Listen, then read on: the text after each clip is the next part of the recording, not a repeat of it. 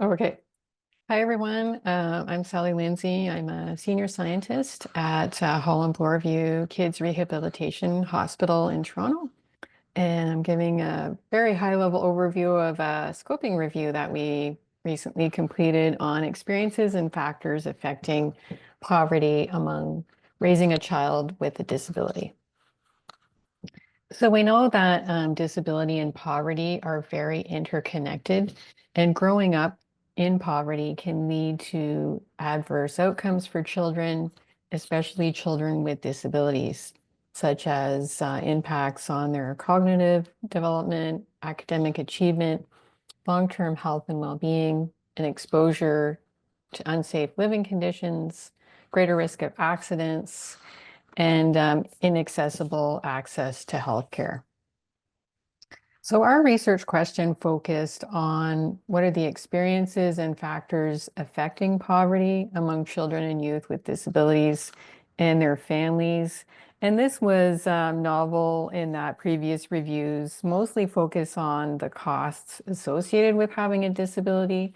And we wanted to kind of unpack that a bit further and look at what are people's experiences. So our review included empirical articles focused on children and youth up to the age of 25 and had at least one finding that was focused on experiences or factors affecting poverty. And we excluded articles that only focused on the incidence or risk of having a disability or risk of poverty because reviews have already focused on that. So our review included 48 studies, which spanned across 18 countries over a 26-year period. So it incorporated quite a breadth of studies, and it included a wide variety of types of disabilities as well. So physical, intellectual, developmental, neurodevelopmental, and other special healthcare needs. So our overview of themes focused on rates and extent of poverty, types of poverty, including material hardship, cost burden, and food insecurity, and also factors affecting poverty. So community and societal factors, financial supports, type of health insurance, education, employment, and single parent households. So in looking at rates and extent of poverty, families with a child with a disability, we found, are more likely to become poor. They experience widespread and persistent poverty. They experience higher deprivation and intensity of poverty and are less likely to escape poverty. So the types of poverty that came up in our reviews, so 12 studies reported more significant rates of material hardship and financial barriers to care.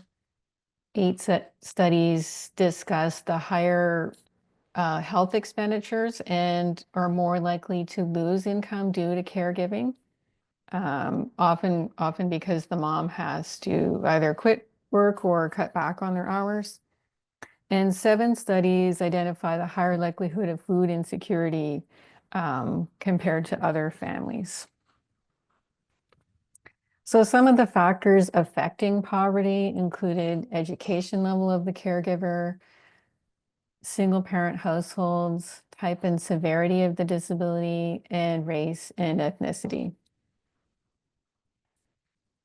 And some of the factors affecting poverty included community and societal factors. So families with children with disabilities were more likely to live in communities that had high poverty levels. And also employment status. So often one of the parents, usually the mom, often had to reduce their working hours or sometimes quit their job altogether. And then when you're doing that, you're reducing your income as well. So other factors affecting poverty included financial supports. So financial supports can help to address poverty if they are adequately implemented, and there was some evidence that can help. And also, many of the studies were talking about health insurance and whether people had health insurance or not. So those who were uninsured or underinsured were more likely to have unmet needs than those who were fully insured. So insurance was quite a factor affecting children.